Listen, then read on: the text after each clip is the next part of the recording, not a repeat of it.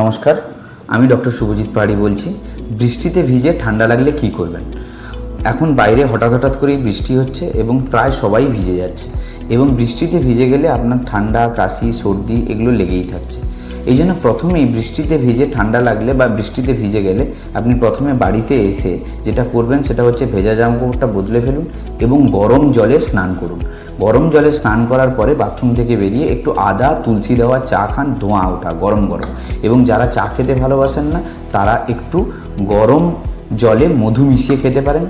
এছাড়া যদি খুবই আপনার গা হাত পা ব্যথা করে তাহলে সারাদিনে 2 থেকে 3 বার এটা নিতে পারেন। কি তুলসী পাতা, আদা বা শুণ্ঠি এবং দারুচিনি এবং গোলমরিচ, যার অনুপাত হবে 4:2:2:1, অর্থাৎ তুলসী পাতা 4 ভাগ, আদা বা শুণ্ঠি 2 ভাগ, দারুচিনি 2 ভাগ এবং গোলমরিচ 1 ভাগ।